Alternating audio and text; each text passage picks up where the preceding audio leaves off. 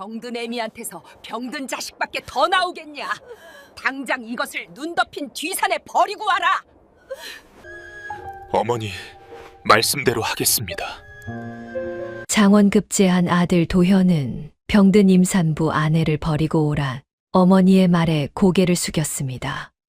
한겨울 눈보라가 몰아치는 새벽, 도현은 병든 임산부 아내 서연을 지게에 태우고 깊은 산속으로 향했지요. 그런데 도착한 곳에서 서연은 무언가를 발견하고 고맙다고 소리치며 남편에게 연신 감사의 절을 올리게 되는데요. 서방님 고맙습니다. 과연 서연은 무엇을 발견했기에 자신을 버린 남편에게 감사하다고 한 걸까요? 전애들은 야담 시작하기 전 구독과 좋아요로 응원해주세요. 옛날 옛적 작은 고을 장터에 서연이라는 처녀가 있었습니다. 아버지는 서연이 어릴 적에 세상을 떠났고 어머니마저 몇 해 전 병으로 눈을 감았지요. 남겨진 것이라고 허물어져 가는 초가 한 칸과 어머니의 낡은 비녀 하나뿐이었어요. 주변에 도움받을 사람도 없었어서 아침마다 뒷산에서 캔 나무를 장터에 내다 팔며 그렇게 하루하루를 버텼지요. 그리고 그 장터 근처에는 이도현이라는 젊은 선비가 살았습니다. 본래 양반가였으나 살림은 기울대로 기울어 남은 것이라곤 기와집 한 채와 병든 어머니뿐이었지요. 서연은 그 선비의 사정을 알았어요. 장날이면 약값을 마련하려 장터를 서성이는 뒷모습을 여러 번 보았지요. 서연은 틈틈이 도현의 집 뒷문에 쌀 한 줌, 장작 한 단을 몰래 놓고 갔습니다. 도현이 그 사실을 알게 된 뒤로 두 사람은 가끔 마주치게 되었어요. 가을이 깊어가던 어느 저녁, 도현이 낮은 목소리로 말했지요. 과거에 급제하고 돌아와 당신을 내 아내로 맡겠소. 서연은 눈가가 붉었습니다. 기다리겠습니다. 이듬해 가을, 도현은 결국 과거 시험에 합격해 서연을 찾아와 혼례를 맺기로 합니다. 약조를 지키러 왔소. 혼례를 올립시다. 서연은 고개를 저었어요. 선비님은 이제 장원급제하신 분입니다. 저 같은 사람이 어찌 감히? 감히가 아니라 마땅한 것이오. 그날 저녁, 도현은 어머니 앞에 무릎을 꿇었어요. 혼인은 이미 마음으로 정했습니다. 어머니의 얼굴이 굳었지요. 평민 계집이 종가 며느리가 된다. 은혜를 저버리면 선비가 아닙니다. 어머니는 밥상을 엎었습니다. 그릇이 바닥에 깨졌지요. 내가 미쳤구나. 장원급제한 아들이 거지 같은 년을 데려오겠다? 내 살아있는 한 허락 못한다. 도현은 물러나지 않았어요. 다음 날도 무릎을 꿇었지요. 그 다음 날도 사흘째 되는 날, 도현은 아침부터 밤까지 마루 앞에 꿇어앉아 한마디만 되풀이했습니다. 혼인을 허락해 주십시오. 이 고집을 꺾을 수가 없구나. 어머니는 방 안으로 들어가 문을 닫았어요. 한참 뒤 안에서 낮은 목소리가 들려왔지요. 내 뜻대로 해라. 하지만 내 며느리로는 인정 못한다. 그건 알아두어라. 허락이 아니었습니다. 포기였지요. 혼례는 소박하게 치러졌어요. 초래청은 작았으나 서연의 옷은 깨끗이 손질되어 있었지요. 마을 사람들이 몰래 도운 것이었습니다. 잔을 나눌 때 어머니는 끝내 웃지 않았어요. 신방에서 도현이 서연의 손을 잡으며 말했지요. 이제는 내가 지킬 차례요. 서연은 고개를 끄덕였습니다. 그 밤 안채에서는 어머니가 홀로 향을 피우고 있었어요. 향 연기 너머로 낮은 중얼거림이 새어나왔지요. 어떻게든 내쫓아야 한다. 혼례가 끝난 뒤 서연의 하루는 달라졌습니다. 새벽 딸기 울기도 전에 일어나 우물물을 깃고 장작을 패고 밥을 짓고 상을 올렸지요. 해가 지면 바느질이 기다렸어요. 서연의 손끝을 거치지 않는 일이 이 집에는 없었습니다. 어머니는 날마다 트집을 잡았어요. 국이 짜다. 다음 날 간을 줄이면 싱겁다고 했지요. 반면 남편 도현은 관아 일로 바빴어요. 아침 일찍 나가 해가 저물어서야 돌아왔지요. 서연이 대문 앞에서 맞이해도 고개만 끄덕이고 사랑채로 들어갔습니다. 서방님, 진지 차려 놓았어요. 먹었소. 먼저 쉬시오. 그뿐이었어요. 어머니가 서연의 바느질감을 마당에 내던진 날에도 도현은 사랑채 문 앞에 섰어. 서연과 눈이 마주쳤으나 입을 열지 않았지요. 그날 밤 서연은 방에 홀로 앉아 갈라진 손을 비비며 중얼거렸어요. 내가 잘해야 한다. 내가 더 잘하면 되는 거야. 창밖에서 바람 소리만 길게 울었지요. 계절이 바뀌었습니다. 어느 봄 아침이었어요. 서연이 부엌에서 밥을 짓다가 갑자기 현기증이 밀려왔습니다. 손에 든 밥그릇이 미끄러졌지요. 도현이 소리를 듣고 부엌으로 왔습니다. 괜찮소? 예, 그릇을 놓쳐서 죄송합니다. 도현은 고개를 끄덕이고 돌아갔습니다. 며칠이 지나도 증세는 나아지지 않았어요. 아침마다 속이 울렁거렸지요.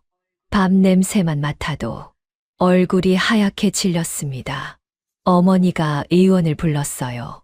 밥상 차리는 것이 늦어지는 게 못마땅해서였지요. 의원이 서연의 맥을 짚고 한참을 가만히 있더니 말했습니다. 태가 들었습니다. 서연의 눈이 커졌어요. 두 손이 저도 모르게 배 위로 올라갔지요. 어머니의 표정이 굳었습니다. 산모가 많이 여위었습니다. 무거운 것을 들어서는 안 되고 잘 먹고 잘 쉬어야 합니다. 의원이 당부했지요. 어머니는 대꾸하지 않았어요. 의원이 나간 뒤에야 입을 열었습니다. 병든 계집이 아이까지 벤다. 이 집안 꼴이 볼만하겠구나. 서연은 고개를 숙인 채 손끝만 떨었지요. 의원이 돌아간 뒤 도현이 마당을 지나다 서연과 스쳤습니다. 의원이 뭐라 하던가. 태가 들었다 합니다. 도현은 걸음을 멈추었어요. 몸둘이 잘하시오. 그 한마디뿐이었습니다. 서연은 그 뒷모습을 보며 배 위에 손을 올렸지요. 며칠 뒤 비가 내리는 날이었습니다. 어머니가 치마폭을 깊게 눌러쓰고 집을 나섰어요. 하녀에게도 말하지 않았지요. 장터를 지나 사람 발길이 뜸한 골목 안쪽에 약방 하나가 있었습니다. 간판도 없는 허름한 곳이었지요. 어머니가 문을 열고 들어서자 약방 주인이 고개를 들었어요. 어인 일이십니까? 어머니는 품에서 작은 종이 하나를 꺼냈습니다. 약재 이름이 적혀 있었지요. 약방 주인이 종이를 받아 한참을 들여다보았어요. 눈이 가늘어지더니 고개를 천천히 들었습니다. 마님, 약을 지어라. 이것은 제가 함부로 내어 드리기 어렵습니다. 어머니가 은전 2냥을 탁자 위에 올렸어요. 약방 주인이 고개를 저었지요. 어머니가 2냥을 더 얹었습니다. 약은 약일 뿐이다. 잔말 말고 약을 내놓거라. 긴 침묵이 흘렀지요. 약방 주인이 고개를 숙이고 약장 서랍을 열었습니다. 붓을 들어 종이 위에 글자를 적더니 약재를 건넸습니다. 어머니는 그 종이와 약재를 품에 넣었어요. 입 밖에 내면 그때는 내 약방이 문을 닫을 줄 알아라. 문이 닫혔지요. 그날 밤 어머니의 방에 서서 약을 빻는 소리가 들려왔어요. 절구가 부딪히는 둔탁한 소리가 어둠 속에서 낮게 울렸지요. 도현이 관아에서 돌아오다 안채 근처를 지나며 그 소리를 들었습니다. 걸음을 멈추었어요. 어머니의 방 앞에서 낯선 냄새가 흘러나왔지요. 양 냄새 같기도 하고 그렇지 않은 것 같기도 했습니다. 도현은 그 앞에 잠시 서 있다가 소리 없이 사랑채로 돌아갔어요. 며칠이 지난 어느 아침이었습니다. 서연이 부엌에서 아궁이에 불을 지피고 있는데 안채 쪽에서 발소리가 들려왔어요. 어머니였지요. 서연은 놀라 몸을 일으켰습니다. 어머니가 부엌까지 오는 일은 혼례 이후 단 한 번도 없었어요. 며느리, 예, 어머님. 오늘은 내가 죽을 수마. 서연은 귀를 의심했어요. 어머니가 아궁이 앞에 앉더니 직접 불을 살폈습니다.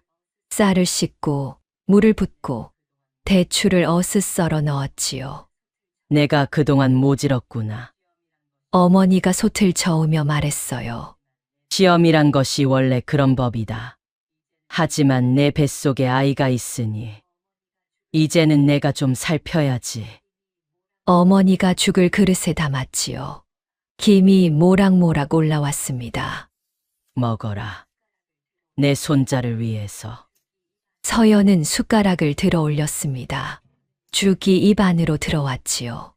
그런데 알 수 없는 이상한 맛이 혀 위에 퍼졌습니다. 마치 음식이 아닌 무언가가 들어간 것처럼요. 하지만 어머님이 만들어주신 죽이라 서연은 티를 낼 수 없었어요. 서연이 삼키는 동안 어머니는 눈을 떼지 않았어요. 숟가락이 오르내리는 것을, 서연의 목이 움직이는 것을 가만히 지켜보았지요. 다 먹었느냐? 예, 어머님. 감사합니다. 어머니가 빈 그릇을 가져가며 서연의 어깨를 한 번 두드렸어요. 처음 있는 일이었지요. 그날 밤이었지요. 서연이 잠자리에 누운 지 얼마 되지 않아 기침이 시작되었습니다. 처음에는 가벼운 기침이었어요. 그런데 멈추지 않았지요. 가슴이 답답해지더니 숨이 가빠지기 시작했습니다. 이불을 걷어차고 일어나 앉았어요. 이마에 땀이 맺혔지요. 열이 오르고 있었습니다. 아침에 먹은 죽 말고는 달라진 것이 없었어요. 서연은 고개를 갸웃했으나 설마 하는 마음으로 그 생각을 밀어냈지요. 다음 날 아침, 서연의 안색이 눈에 띄게 나빠져 있었습니다. 어머니가 서연을 보더니 고개를 저었어요. 원래 허약한 계집이 아이를 뵌 것이니 몸살이 나는 게 당연하다. 그런데 나흘째 아침, 어머니가 다시 죽을 들고 왔어요. 먹어라. 아직 안색이 좋지 않구나. 서연은 받아 먹었지요. 시어머니의 성의를 거부할 수는 없었습니다. 그날 밤 기침이 훨씬 더 심해졌어요. 사흘 전보다 더 깊었지요. 열이 다시 올랐어요. 그렇게 며칠을 앓고 있는데 조금 나아지려 하면 또 어머니가 죽을 가져왔습니다. 그러면 또 밤에 기침이 시작되었어요. 죽을 먹은 날이면 어김없이 밤에 앓았지요. 서연은 한 가지 의심이 들 수밖에 없었으나 티를 낼 수는 없었습니다. 어머니는 사흘에 한 번, 혹은 나흘에 한 번씩 죽을 끓여왔습니다. 어느 아침이었어요. 서연이 기침을 하다가 손수건에 무언가를 뱉었지요. 붉은 것이 묻어 있었습니다. 서연은 손수건을 재빨리 접어 치마 속에 감추었어요. 손이 떨리고 있었지요. 며칠 뒤 도현이 서연의 기침 소리에 잠을 깨었습니다. 의원을 부르겠소. 다음 날 의원이 왔지요. 서연의 맥을 짚고 혀를 보고 안색을 살폈습니다. 의원의 표정이 어두워졌어요. 산모의 기력이 많이 빠졌습니다. 이대로 가면 뱃속의 아이가 위험합니다. 당장 모약을 짓고 절대 안정을 취해야 합니다. 어머니가 방 밖에서 그 말을 듣더니 말했어요. 우리 집 일에 함부로 나서지 마라. 마님, 산모가 위중합니다. 약을 다려드려야. 내가 알아서 할 것이다. 다시는 부르지 않을 테니 그리 알아라. 의원은 입을 다물었어요. 어머니의 눈이 차가웠지요. 의원은 고개를 숙이고 대문을 나섰습니다. 그날 오후 어머니는 또 죽을 끓여왔어요. 서연은 그릇을 받아들고 하는 수 없이 또 숟가락을 들었지요. 세월이 흘렀습니다. 서연의 배가 불러올수록 몸은 더 마르고 여위어갔지요. 얼굴에 핏기가 사라졌어요. 임신 6달이 되던 무렵 어머니는 갑자기 서연에게 다시 일감을 내밀기 시작했지요. 빨래가 밀렸다. 우물가에 가서 해오너라. 서연은 무거운 빨래통을 이고 일어섰습니다. 다리가 휘청거렸지요. 장작이 떨어졌다. 서연은 도끼를 들었어요. 배가 당기는 것을 느끼며 장작을 내리쳤지요. 물이 없으니 물지개를 저어놓아. 서연은 물지개를 졌습니다. 무릎이 꺾이며 바닥에 주저앉았지요. 물지개가 넘어가며 물이 흙바닥에 쏟아졌습니다. 어머니가 처마 아래에서 그 모습을 지켜보고 있었어요. 꼴 좋다. 병든 계집이 아이를 낳으며 집안 망신이야. 그날 이후 무거운 일감은 줄지 않았지요. 빨래통, 장작, 물지개. 서연의 하루는 다시 새벽부터 밤까지 쉼 없이 돌아갔습니다. 배가 불러올수록 일은 더 무거워졌어요. 기침은 여전했지요. 밤마다 피가 섞인 가래를 손수건에 감추었습니다. 한편 남편 도현은 집에 거의 없었어요. 새벽에 나가 밤늦게 돌아왔지요. 관아 일이라 했습니다. 그런데 이상한 것은 돌아올 때마다 옷자락에 흙이 묻어 있었어요. 소매자락에 나뭇잎이 붙어 있는 날도 있었지요. 관아에서 흙이 묻을 일이 무엇이 있을까? 서연은 묻지 않고 그저 혼자 슬퍼했습니다. 그리고 그 후로 남편 도현의 행동은 점점 기이해지기 시작했습니다. 아침이면 관아에 간다 하고 해가 뜨기 전에 집을 나섰어. 돌아오는 것은 밤이 깊어서였지요. 서연은 대문 앞에서 남편을 기다렸습니다. 기침을 참으며 처마 아래에 서 있었지요. 도현이 돌아왔어요. 서연은 남편의 옷을 받으려 손을 내밀었습니다. 그런데 소매자락에 흙이 묻어 있었지요. 진흙이었어요. 서방님, 옷에 흙이. 관아, 밖에 볼 일이 있었소. 도현은 그 말만 하고 사랑채로 들어갔어요. 다음 날도 마찬가지였지요. 새벽에 나가 밤에 돌아오면 항상 소매자락에 나뭇잎과 진흙이 붙어 있었어요. 무엇을 하고 오는 것일까? 어디서 무엇을 만지고 오는 것일까? 서연은 알 수 없었습니다. 다만 남편이 점점 낯선 사람이 되어가고 있다는 것만 느낄 수 있었지요. 어느 저녁이었어요. 도현이 평소보다 일찍 돌아왔습니다. 사랑채에 들어가자마자 어머니가 도현을 불렀지요. 도현아, 이리 오너라. 도현이 안채로 들어갔어요. 서연은 부엌에서 설거지를 하고 있었는데 안채 쪽에서 어머니와 도현의 목소리가 낮게 들려왔습니다.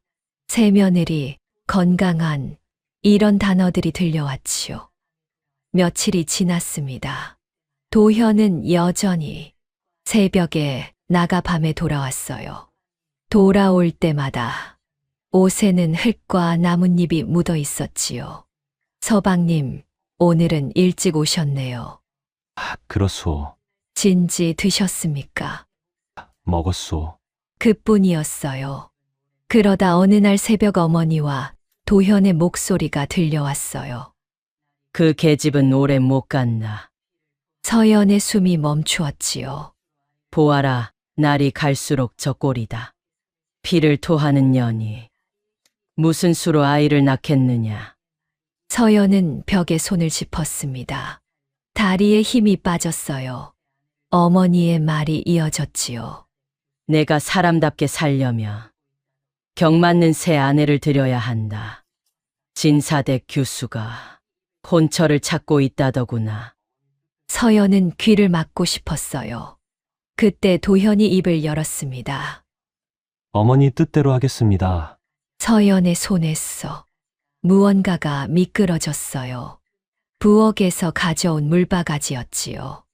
바가지가 흙바닥에 부딪히며 둔탁한 소리를 냈습니다. 서연은 재빨리 몸을 돌렸어요.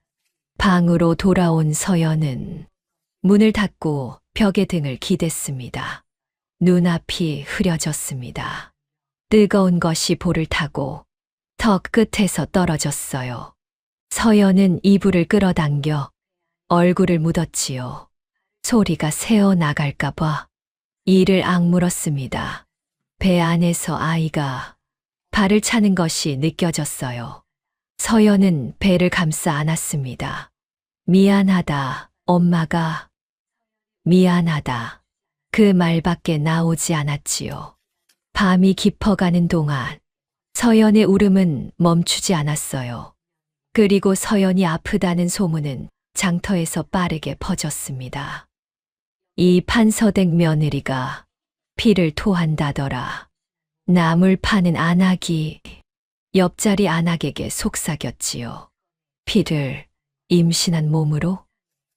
그럼 기침을 하다가 손수건에 피가 묻었다는 거야.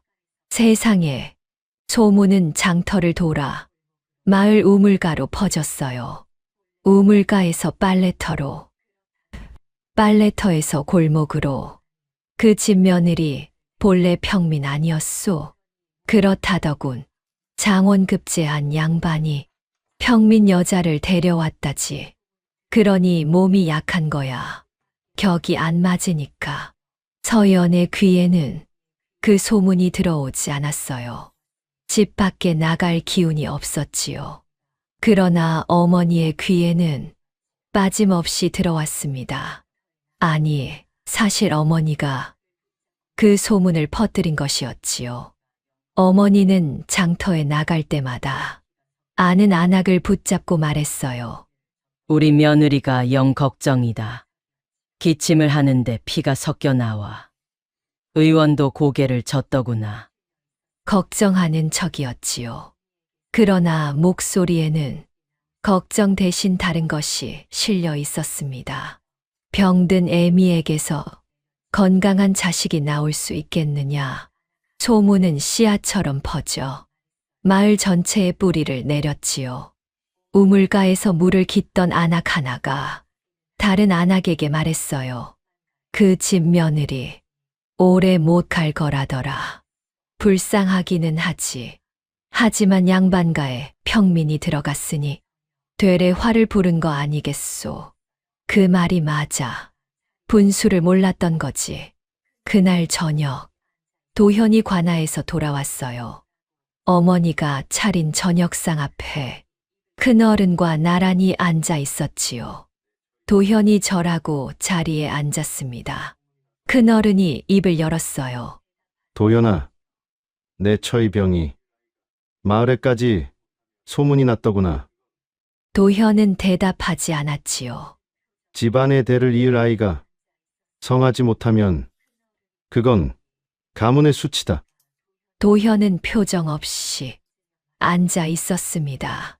큰어른이 떠난 뒤 어머니가 도현의 맞은편에 앉으며 말했지요. 들었느냐? 도현은 고개를 들지 않았습니다. 큰어른도 그리 말씀하셨다. 이제 내가 결단을 내려야 한다. 어머니의 목소리가 문 너머로 새어 나왔어요. 더 미룰 수 없다. 도현은 말이 없었지요. 산에 갖다 버려라. 집안 망신 더 키우지 말고. 서연은 그 시각 부엌에서 물을 끓이고 있었습니다. 안채와 부엌 사이는 10걸음이 채 되지 않았지요. 어머니의 목소리가 찬바람을 타고 흘러왔어요. 산에 갖다 버려라. 서연의 손에서 국자가 떨어졌습니다. 솥안에 빠진 국자가 당 하고 소리를 냈어요.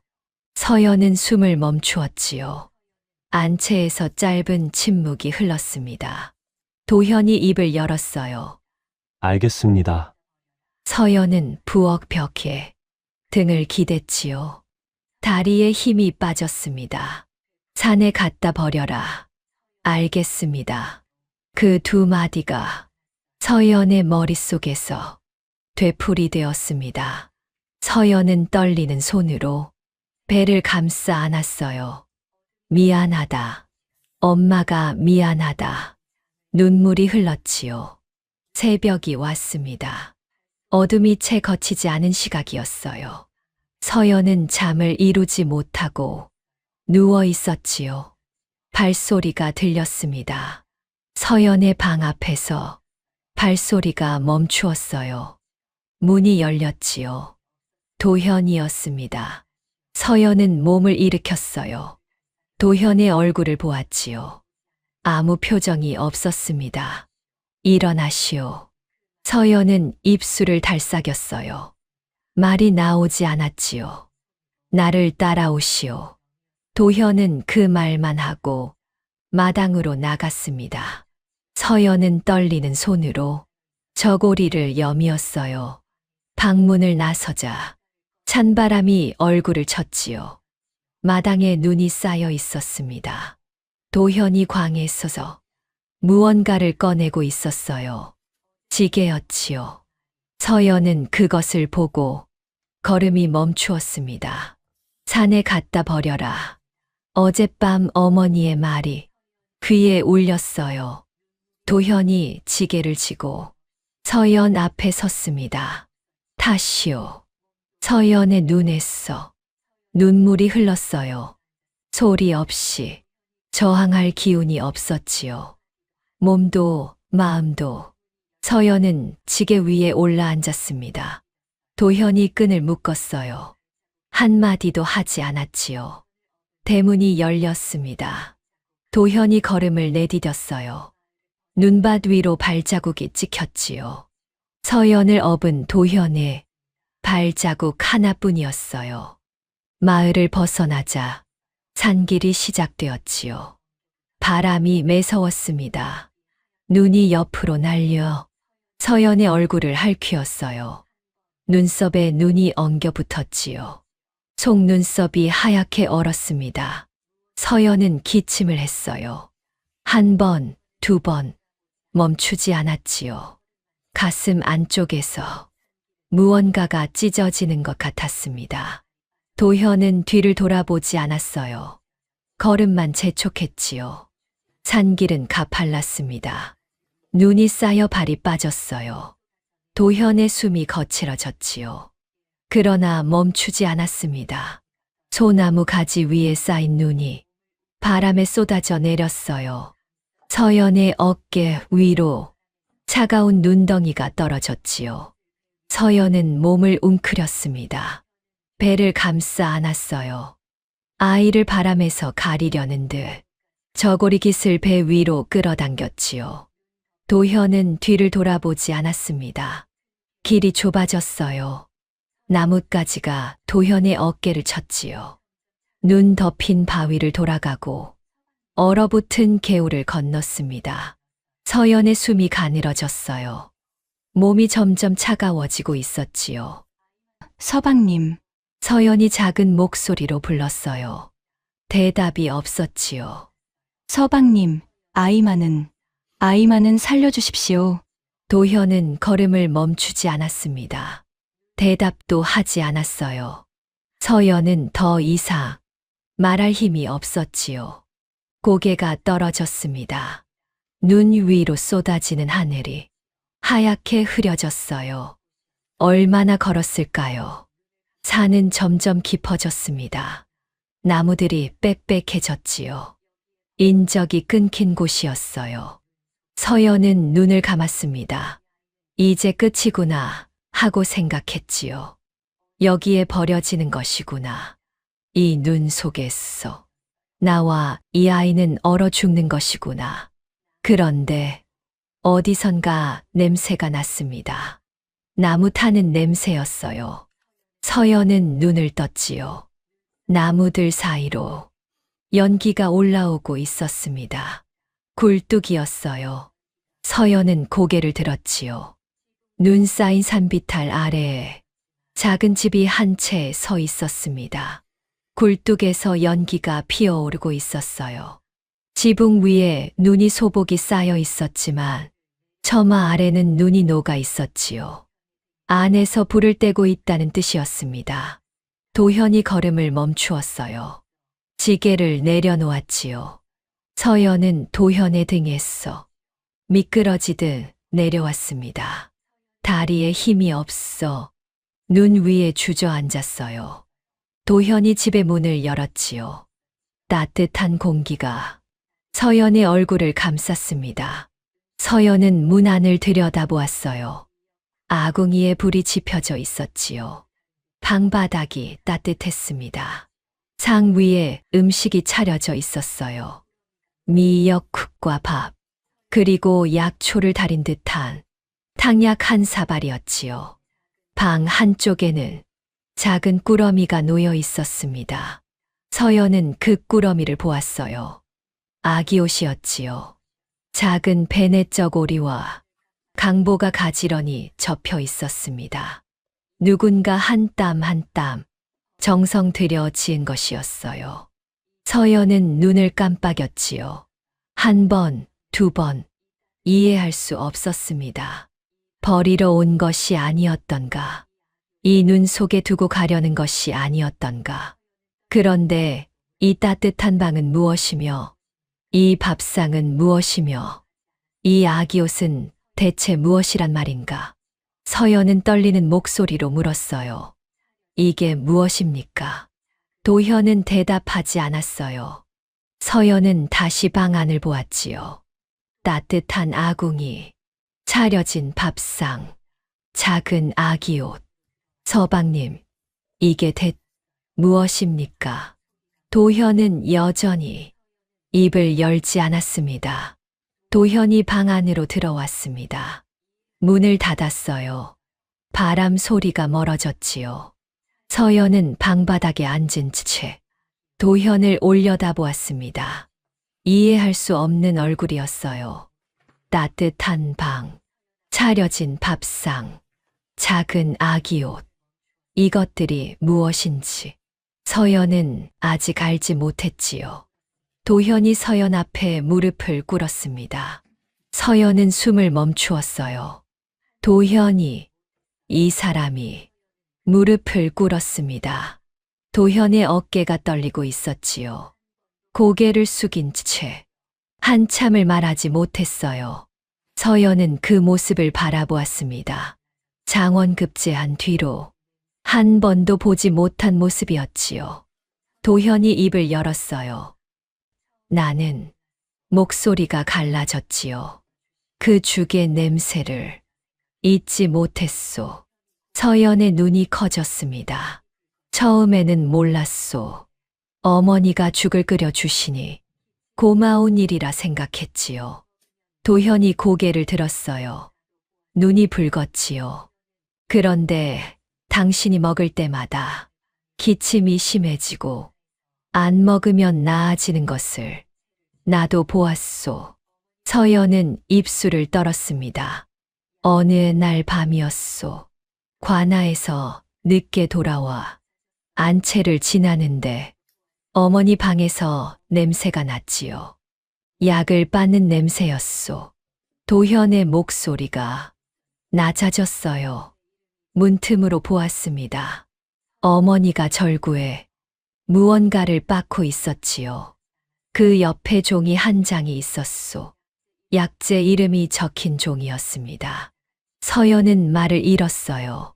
다음 날 관아에 가지 않았소. 그 종이에 적힌 약재 이름을 기억해 약방을 찾아갔지요. 도현이 주먹을 쥐었습니다. 손등에 핏줄이 섰어요. 약방 주인이 말하더이다. 그 약재를 오래 먹으면 기력이 빠지고 몸이 쇠한다고. 임산부가 먹으면 태가 위험하다고. 서연의 눈에서 눈물이 흘러내렸지요.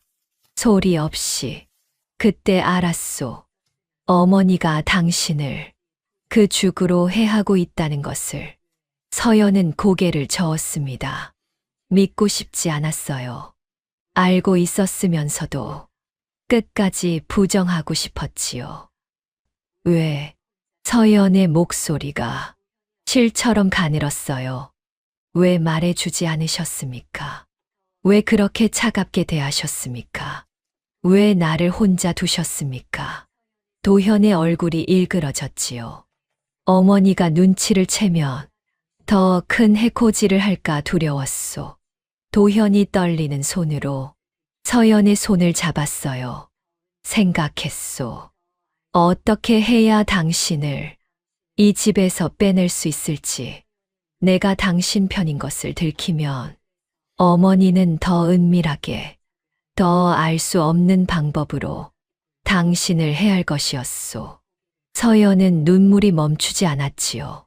그래서 일부러 변심한 척을 한 것이요. 당신에게 차갑게 굴고 어머니의 말에 고개를 끄덕이고 새 아내를 드리겠다는 말에도 알겠다고 한 것이요.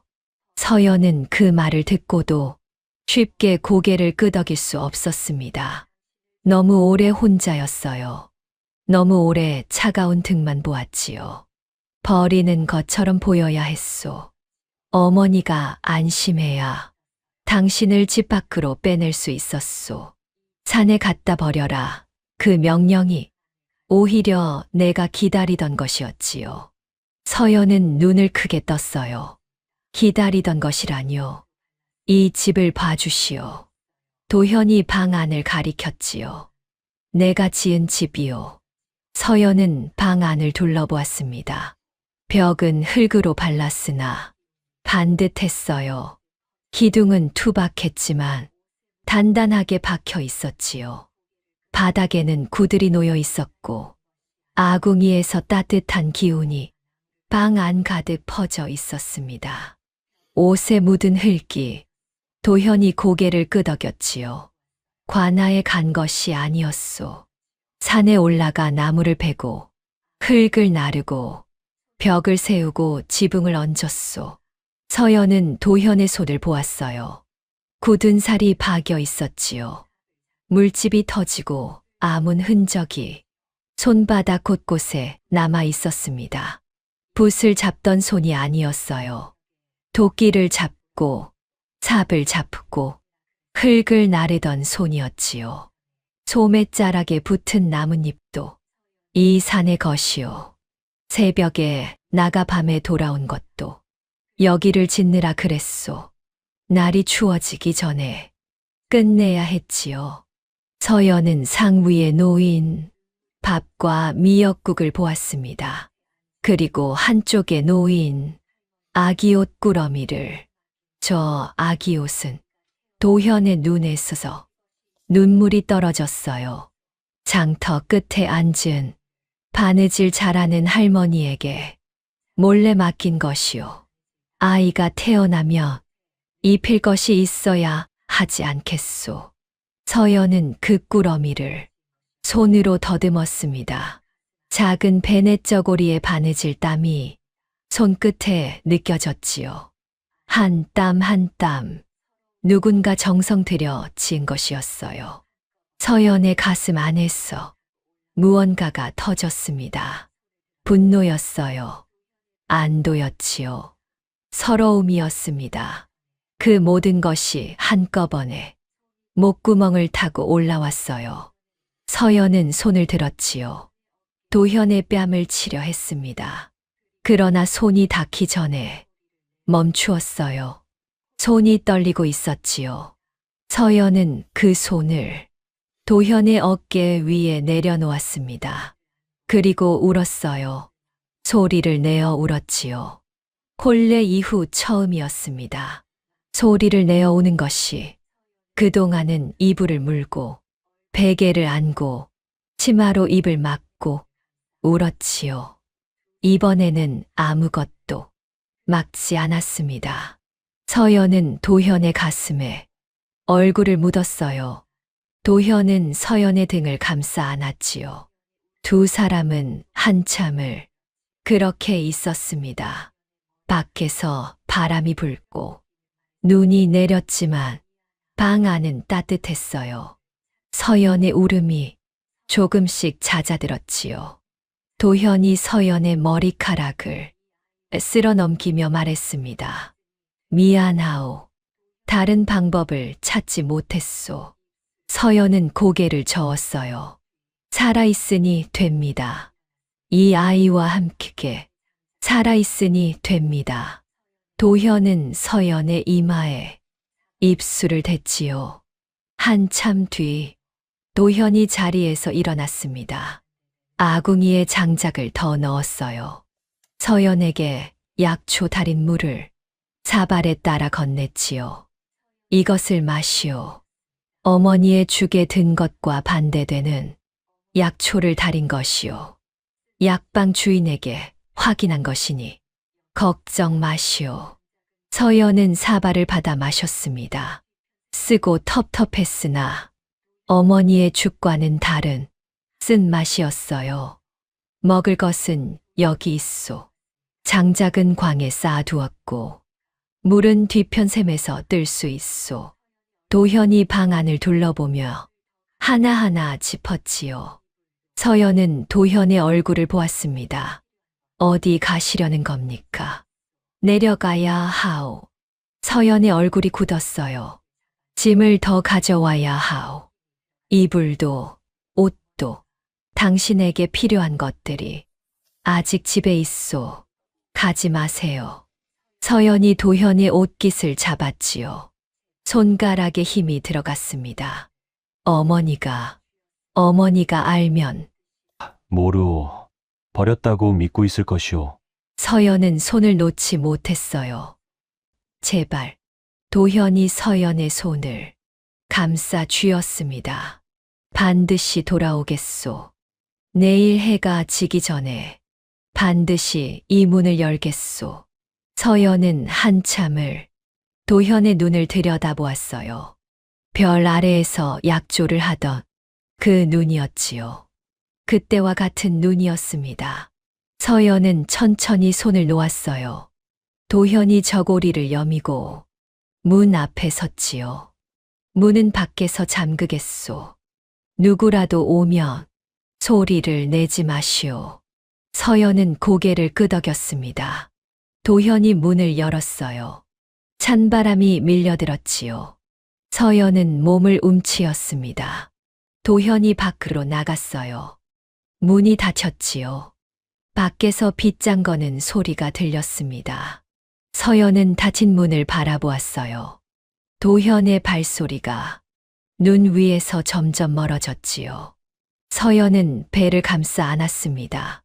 아버지가 돌아올 거야. 꼭 돌아올 거야. 아이에게 말하는 것인지, 자신에게 말하는 것인지 알 수 없었어요. 도현은 산을 내려갔습니다. 눈이 세차게 내리고 있었지요.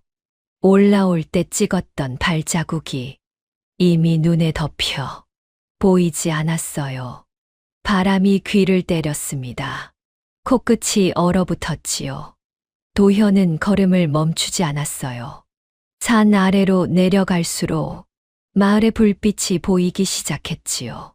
집집마다 굴뚝에서 연기가 피어오르고 있었습니다. 도현은 그 불빛을 바라보며 걸음을 재촉했어요. 이제는 끝을 보겠다. 그 말을 속으로 되뇌었지요. 마을 어귀에 도착했을 때 날이 밝아오고 있었습니다. 동쪽 하늘이 희뿌옇게 밝아지고 있었지요. 도현은 자신의 집 대문 앞에 섰어요. 숨을 한 번 고르고 문을 열었습니다. 마당에 눈이 쌓여 있었지요. 안채에 불이 켜져 있었어요. 어머니가 깨어 있었습니다. 도현이 안채로 들어가자 어머니가 고개를 들었지요. 왔느냐? 도현은 절했습니다. 어머니가 물었어요. 버렸느냐? 예. 짧은 대답이었지요. 어머니의 입가에 미소가 번졌습니다. 오랜만에 보는 미소였어요. 잘했다. 이제야 사람 노릇을 하는구나. 어머니가 차를 따르며 말했지요. 이제 진사대 교수 이야기를 본격적으로 해봐야겠다. 도현은 찻잔을 받았습니다. 한 모금 마셨지요. 내려놓았어요. 어머니, 왜 그러느냐? 도현이 고개를 들었습니다. 그 죽에 무엇을 넣으셨습니까? 어머니의 손이 멈추었지요. 찻잔을 잡은 손가락에 힘이 들어갔습니다. 무슨 소리를 하는 게냐? 약방 골목 안쪽, 간판 없는 약방에서 약을 사셨지요. 어머니의 얼굴이 굳었어요. 아이를 뵌 며느리에게 몸을 해하는 약을 넣은 죽을 끓여 먹이셨습니다. 어머니가 탁자를 쳤지요. 찻잔이 넘어가며 차가 바닥에 쏟아졌습니다. 누가 그런 헛소리를 하더냐? 약방 주인에게 확인했습니다. 어머니가 가져간 약재가 무엇인지 어떤 것인지 모두 들었습니다. 어머니가 자리에서 일어섰어요. 얼굴이 불그락푸르락했지요. 불효막심한 놈. 그래, 내 어미보다 그 천한 계집이 중하단 말이냐? 어머니가 탁자를 엎었습니다. 그릇이 바닥에 떨어져 깨지는 소리가 안채를 울렸지요. 하녀들이 겁에 질려 문 밖으로 물러났어요. 어미가 너를 어떻게 키웠는지 잊었느냐? 내 아비가 죽고 내가 홀로 너를 키웠다. 굶어가며 추위에 떨며 어머니의 목소리가 안채를 넘어 마당까지 울렸지요. 도현은 자리에서 일어나지 않았습니다. 고개를 숙이고 앉아 있었어요. 그 은혜를 모르지 않습니다. 그런데 어미를 거역해 그 평민 계집 하나 때문에 사람을 해하는 것은 은혜로 갚을 수 있는 일이 아닙니다.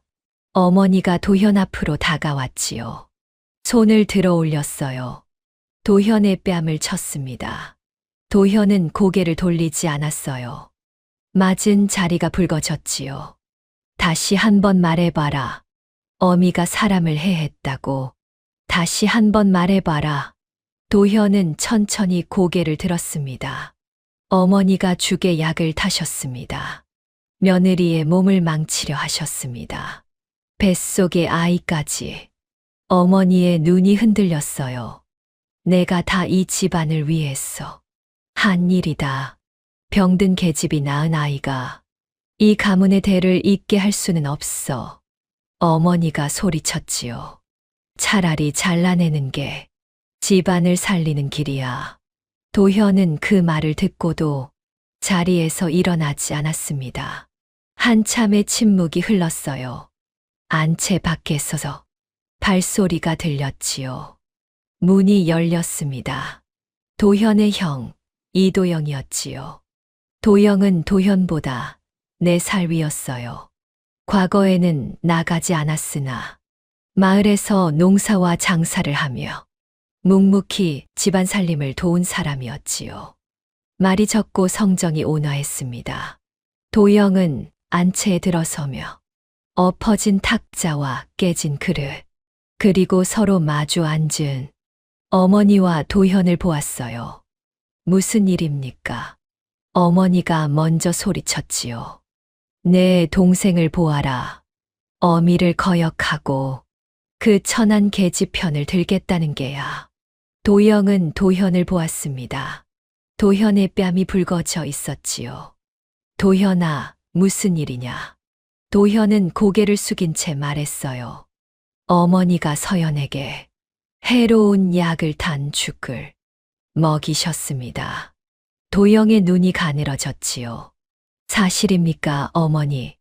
어머니가 탁자를 쳤습니다. 그래, 내가 했다. 병든 계집이 낳을 아이가 이 집안의 대를 잇게 할 수는 없어.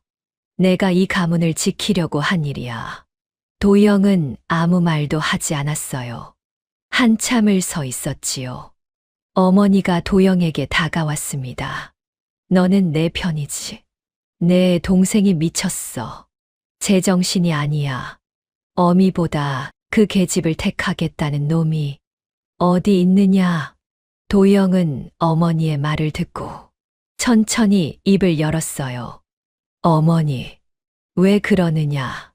며느리가 무슨 잘못을 했습니까? 어머니의 얼굴이 굳었지요. 격이 안 맞으니까 그렇다. 평민 계집이 양반가에 들어오니 모든 것이 꼬인 거야. 도영은 고개를 천천히 저었습니다. 서연이가 이 집에 들어오기 전에 쌀을 가져다 놓고 비녀를 팔아 약값을 대준 것은 어머니도 아시지요. 어머니는 대답하지 않았어요. 그 은혜가 아니었으면 어머니의 약도 짓지 못했습니다. 도현이 과거에 나갈 수 있었던 것도 서연이 덕이었지요. 그건 그거고 이건 이거다. 어머니가 소리를 질렀어요. 은혜는 갚으면 그만이야. 하지만 격은 다르다. 평민의 피가 이 가문에 섞이면 대대로 흠이 되는 거야. 도영은 조용히 말했지요. 어머니, 사람을 해치는 것은 격을 지키는 일이 아닙니다. 어머니의 눈이 흔들렸어요. 사람의 도리가 있습니다. 어머니가 격이라 부르시는 것이 사람을 죽이는 일이라면 그 격은 지킬 가치가 없습니다. 너마저 어머니가 비명에 가까운 소리를 질렀지요. 너마저 어미를 버리겠다는 게냐? 도영은 고개를 숙이며 말했습니다. 버리는 것이 아닙니다. 동생이 옳습니다. 동생은 제 아내와 아이를 지켜야 하고 어머니는 제가 모시겠습니다. 안채가 조용해졌어요. 어머니는 입을 벌린 채 아들을 바라보았지요. 두 아들 모두가 자신의 편이 아니라는 것을 받아들이지 못하는 얼굴이었습니다. 도영이 도현에게 말했어요. 내가 지켜야 할 사람에게 돌아가거라. 도현은 형 앞에 무릎을 꿇었습니다. 이 말을 바닥에 대었지요. 큰절이었어요. 형님, 일어나라.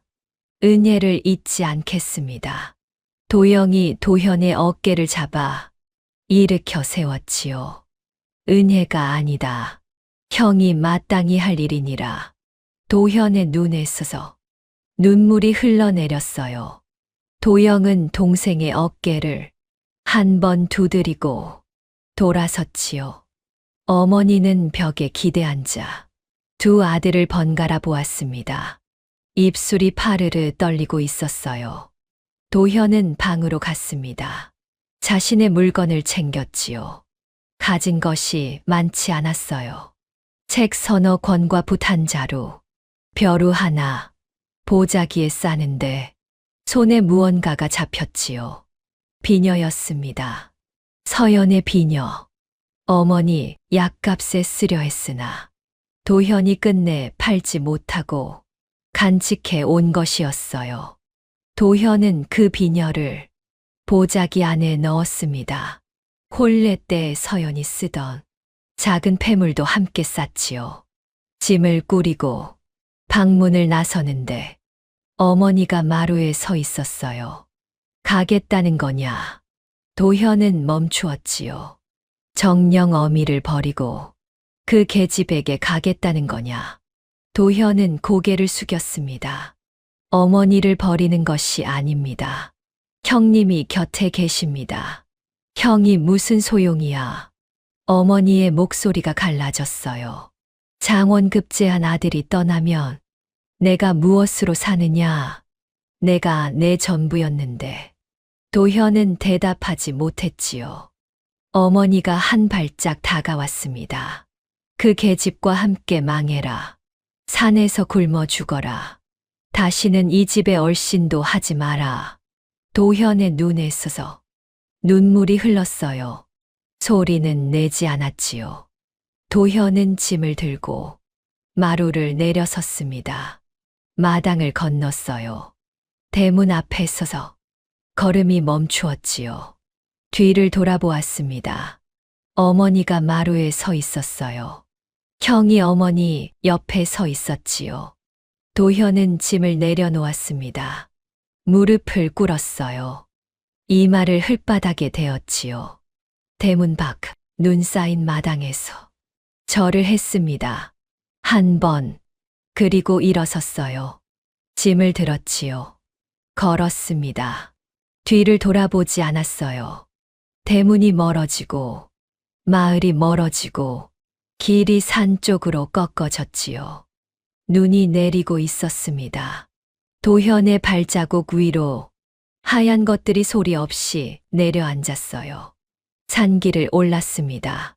해가 기울고 있었지요. 나무 사이로 저녁 빛이 비스듬히 들어왔어요. 산속 집이 보였습니다. 굴뚝에서 연기가 피어오르고 있었지요.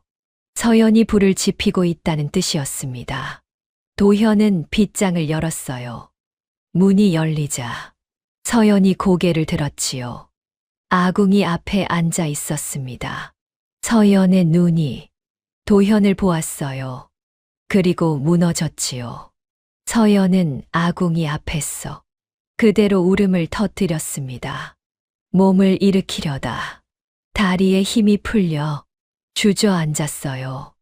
도현이 짐을 내려놓고 서연에게 다가갔지요. 서연의 어깨를 잡았습니다. 돌아왔소. 서연은 대답 대신 도현의 옷깃을 움켜쥐었어요. 손가락이 하얗게 질렸지요.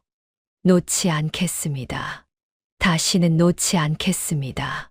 도현은 서연의 머리를 가슴에 안았어요. 두 사람은 한참을 그렇게 있었지요. 아궁이에서 장작이 다닥 소리를 내며 탔습니다. 며칠이 지났어요.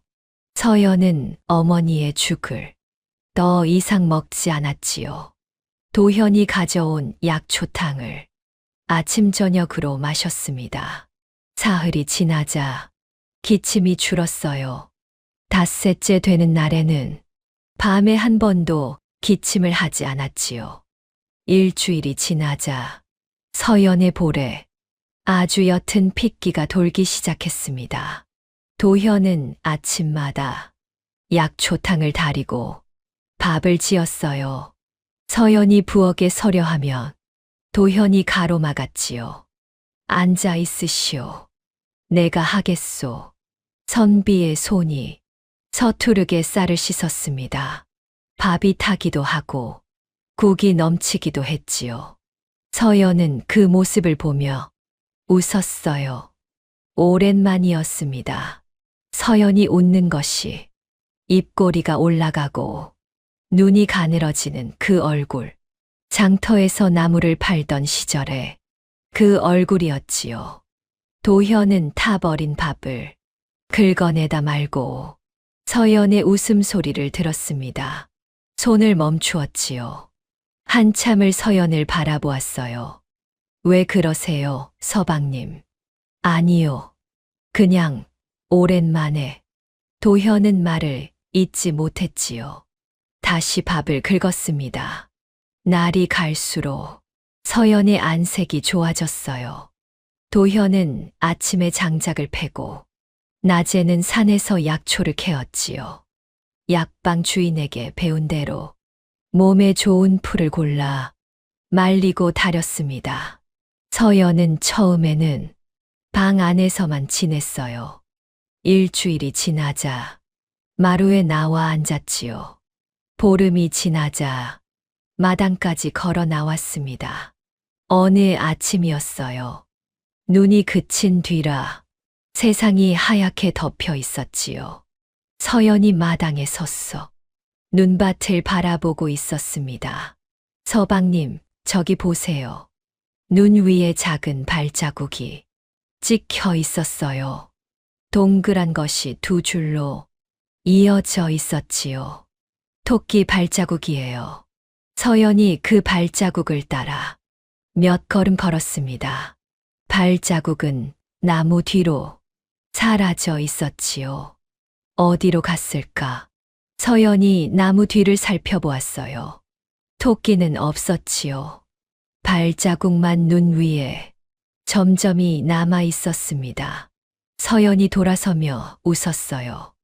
도망갔나 봐요. 도현은 장작을 내려놓고 서연을 바라보았지요. 눈밭 위에 서 있는 서연. 볼에 옅은 핏기가 도는 얼굴. 바람에 머리카락이 날리고 있었어요. 도현은 그 모습을 오래 기억하고 싶었습니다. 저녁이면 두 사람은 아궁이 앞에 나란히 앉았어요. 불빛이 두 사람의 얼굴을 따뜻하게 비추었지요. 도현이 가져온 책을 펼쳐 서연에게 읽어주기도 했습니다. 사람은 은혜를 잊지 않는다. 서연이 웃었지요. 그 구절, 처음 들었을 때 생각이 나요. 별이 많던 밤이었소. 예, 비녀를 드리고 얼마 안 되어서였지요. 서연은 아궁이 불을 바라보며 말했어요. 그때는 몰랐습니다. 이렇게까지 될 줄은. 도현은 서연의 손을 잡았지요. 서연의 손은 예전보다 거칠어져 있었으나 따뜻했습니다. 이제는 내가 지키겠소. 끝까지. 서연은 고개를 끄덕였어요. 밖에서 바람이 불었지요. 나무가 흔들리는 소리가 멀리서 들려왔습니다. 아궁이 안에서 장작이 타며 붉은 빛을 내었어요. 서연은 배 위에 손을 올렸지요. 아이가 움직이는 것이 느껴졌습니다. 서방님, 왜 그러시오? 이 아이가 발차기를 해요. 세게. 도현이 서연의 배 위에 손을 올렸어요. 아이가 발을 찼지요. 도현의 손바닥에 작은 충격이 전해졌습니다. 도현은 숨을 멈추었어요. 그리고 웃었지요. 힘이 세구나. 서연도 웃었습니다. 두 사람의 웃음이 작은 방 안을 채웠어요. 아궁이 불이 따뜻하게 타올랐지요. 밖에서는 눈이 내리고 있었습니다. 그날 아침부터 하늘이 심상치 않았습니다. 구름이 산 꼭대기를 삼키더니 바람이 방향을 바꾸었지요. 나무들이 한쪽으로 크게 휘었어요. 도현은 장작을 서둘러 광 안에 쌓았습니다. 눈이 오겠소. 크게 올 것 같소. 점심때가 지나자 눈이 내리기 시작했어요. 처음에는 가볍게, 그러다 점점 세차게. 해가 지기도 전에 세상이 하얗게 뒤덮였지요. 바람이 울었습니다. 지붕 위에서, 나무 사이에서, 골짜기를 타고 짐승의 울음 같은 소리가 밤새 이어졌어요. 폭설이었지요. 문 앞에 눈이 쌓여 열리지 않을 정도였습니다. 도현이 힘을 주어 밀어야 겨우 틈이 벌어졌어요. 밖은 온통 하얀색이었지요. 길이 보이지 않았습니다. 나무도 바위도 모든 것이 눈에 묻혀 있었어요. 산 아래로 내려갈 수 없었지요. 그날 밤이었습니다. 서연이 잠을 자다가 눈을 떴어요. 배가 단단하게 굳었지요. 통증이 왔습니다. 처음에는 허리 아래쪽이 묵직하게 당기는 정도였어요. 서연은 자세를 바꾸며 다시 눈을 감았지요. 그런데 멈추지 않았습니다. 통증이 파도처럼 밀려왔어요. 한 번 왔다가 물러가고, 다시 왔다가 물러가고, 그 간격이 점점 좁아졌지요. 서연은 이를 악물었습니다. 이불을 움켜쥐었어요. 서방님, 도현이 눈을 떴지요. 아이가 오는 것 같습니다. 도현의 얼굴이 하얗게 질렸어요. 지금 서연이 고개를 끄덕이려는데 또 한 번 통증이 밀려왔지요. 서연의 입에서 낮은 신음이 새어나왔습니다. 도현은 벌떡 일어났어요. 손이 떨렸지요. 물을 끓여야 했습니다. 깨끗한 천이 필요했어요. 도현은 아궁이로 달려갔지요. 장작을 넣고 불을 지폈습니다. 솥에 물을 부었어요. 손이 떨려 물이 반이나 쏟아졌지요. 보자기를 풀어 깨끗한 천을 꺼냈습니다. 베네쩌고리와 강보도 한쪽에 준비해 놓았어요. 밖에서 바람이 미친 듯 울었지요. 어디선가 짐승의 울음소리가 바람 사이로 들려왔습니다. 서연의 신음이 커졌어요. 도현은 서연 곁으로 돌아왔지요. 서연의 손을 잡았습니다. 서연이 도현의 손을 힘껏 쥐었어요. 손뼈가 으스러질 것 같았지요. 괜찮소. 내가 여기 있소. 도현의 목소리가 떨리고 있었습니다. 괜찮다고 말하면서도 자신이 더 겁을 먹고 있었지요. 서연의 이마에 땀이 흘러내렸어요. 머리카락이 얼굴에 달라붙었지요. 도현이 젖은 천으로 이마를 닦아주었습니다. 시간이 흘렀어요. 통증의 간격이 점점 짧아졌지요. 서연은 숨을 몰아쉬었습니다. 온몸에 힘이 들어갔어요. 숨을 쉬시오. 천천히. 못하겠어요. 서연의 목소리가 갈라졌지요. 할 수 있소. 당신은 할 수 있소. 서연은 도현의 손을 놓지 않았습니다. 밖에서 바람이 지붕을 흔들었어요. 눈이 벽에 부딪히는 소리가 둔탁하게 울렸지요. 서연이 이를 악물고 힘을 주었습니다. 한 번, 두 번, 세 번, 서연의 입에서 비명이 터져 나왔어요. 그리고 울음소리가 들렸습니다.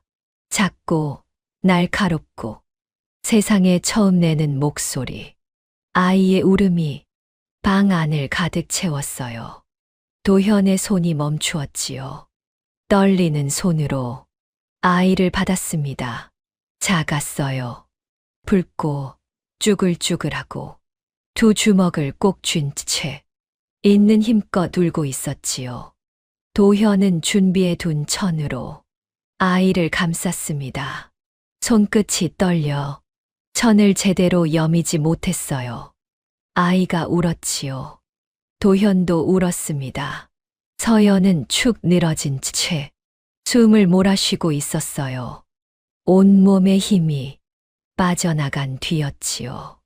보여주세요. 서연이 손을 뻗었습니다. 도현이 아이를 서연의 품에 안겨주었어요. 서연은 아이의 얼굴을 보았지요. 작은 코, 작은 입, 꼭 감은 눈.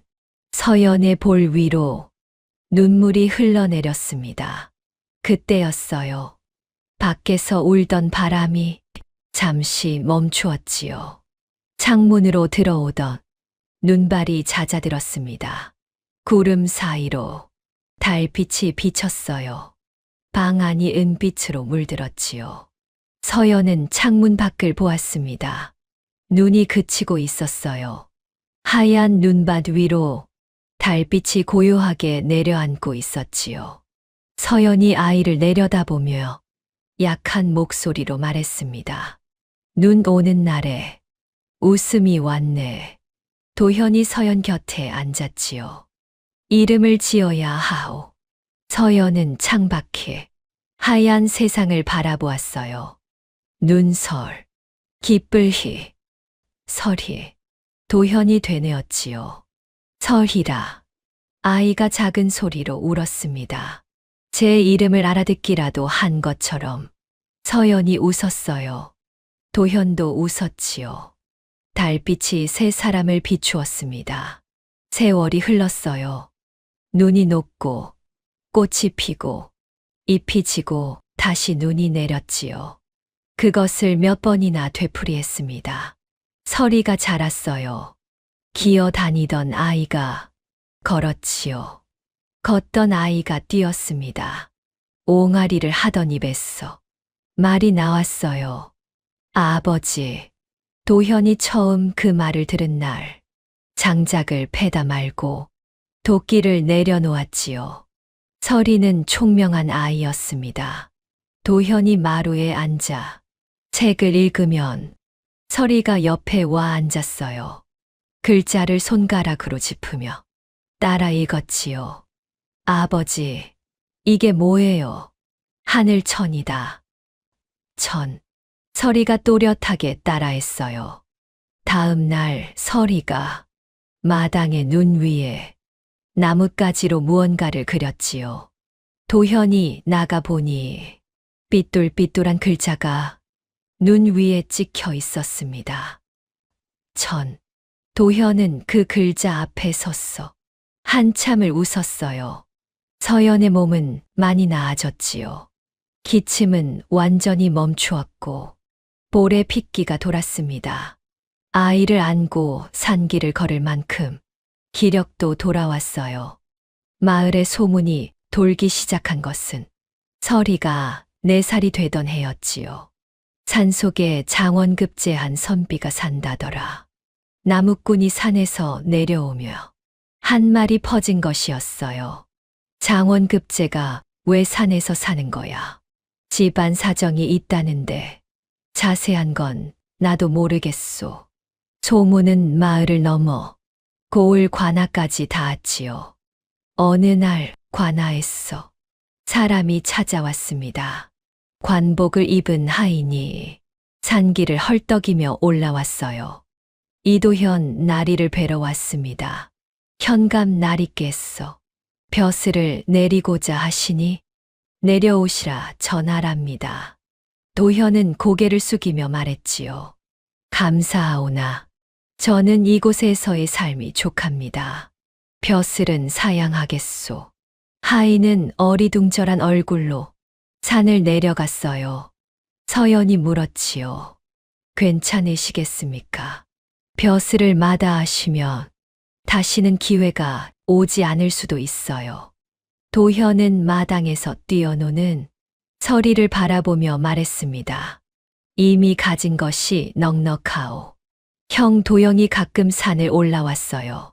쌀과 옷감, 아이에게 줄 엿을 지게에 지고 올라왔지요. 설이는 큰아버지를 좋아했습니다.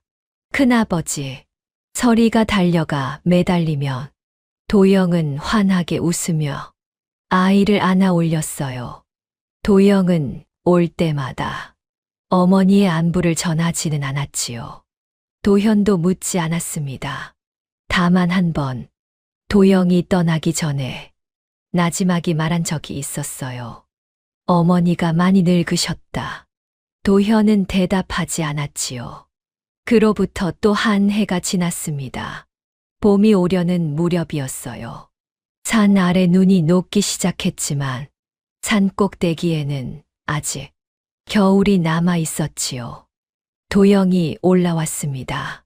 그 얼굴이 평소와 달랐어요. 어머니가 위독하시다. 도현은 장작을 내려놓았지요. 오래 버티지 못하실 것 같다. 도현은 한참을 말하지 못했습니다. 서연이 방 안에서 그 이야기를 듣고 있었어요. 설이를 재운 뒤 조용히 밖으로 나왔지요. 도영이 떠난 뒤 두 사람은 아궁이 앞에 앉아 있었습니다. 한참 동안 아무 말이 없었어요. 서연이 먼저 입을 열었지요. 내려가세요. 도현이 서연을 보았습니다. 그분은 서방님의 어머니입니다. 나에게 당신을 해한 사람이요. 서연은 고개를 저었어요. 원망을 잡고 살면 우리 아이도 무거워져요. 도현은 아궁이 불을 바라보았지요. 불꽃이 흔들리고 있었습니다. 내려가서 마지막을 지켜드리세요. 그래야 서방님도 무겁지 않게 살 수 있습니다. 도현은 한참을 말하지 못했어요. 다음 날 이른 아침, 도현은 산을 내려갔습니다. 도현이 어머니의 방에 들어섰을 때, 어머니는 이불 위에 누워 있었어요. 얼굴이 반쯤 줄어 있었지요. 눈이 움푹 들어가 있었습니다. 도현은 어머니 곁에 앉았어요. 어머니가 눈을 떴지요. 도현을 알아보는 것 같기도 하고 아닌 것 같기도 했습니다. 어머니, 도현이 왔습니다. 어머니의 입술이 움직였어요. 소리가 나오지 않았지요. 도현은 어머니의 손을 잡았습니다. 마르고 차가운 손이었어요. 어머니의 눈에 무언가가 어렸지요. 눈물은 아니었습니다. 사과도 아니었어요. 다만 눈빛이 흔들렸지요. 무엇이라 이름 붙일 수 없는 것이 그 눈 안에서 오래 머물렀습니다. 어머니는 끝내 한마디도 하지 못했어요. 도현은 어머니의 손을 놓지 않았지요.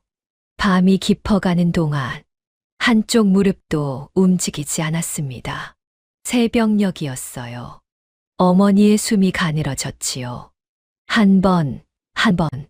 그 간격이 점점 길어졌습니다. 그리고 멈추었어요.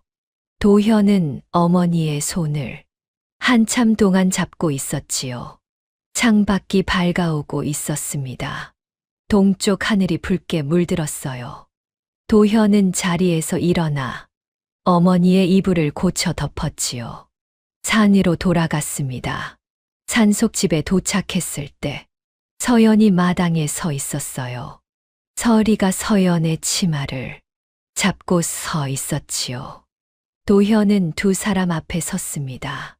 서연은 도현의 얼굴을 보고 모든 것을 알았어요. 아무 말도 묻지 않았지요. 도현이 서리를 안아 올렸습니다. 서리가 도현의 목을 감싸 안았어요. 아버지, 어디 갔다 왔어요? 도현은 대답 대신 아이를 꼭 안았지요. 한참 뒤 도현이 말했습니다. 이제는 우리 셋이 봄을 살자. 서연이 고개를 끄덕였어요. 그날 오후 눈이 녹기 시작했습니다. 처마 끝에서 물방울이 떨어졌지요. 똑, 똑, 똑. 겨우내 얼어붙었던 것들이 풀려나고 있었어요. 서리가 마당으로 뛰어나갔습니다. 아버지, 어머니, 눈이 녹아요. 서리가 눈밭 위를 뛰어다녔지요. 작은 발이 눈을 밟을 때마다 또렷한 발자국이 찍혔습니다. 이리 뛰고 저리 뛰고 빙글빙글 돌기도 했어요.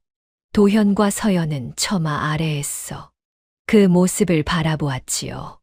서리의 발자국이 눈 위에 점점이 남았습니다. 도현이 고개를 갸웃했어요.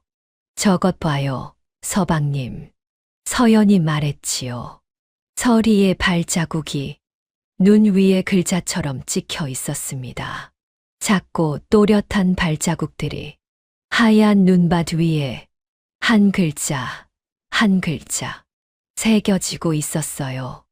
봄이 오고 있었습니다.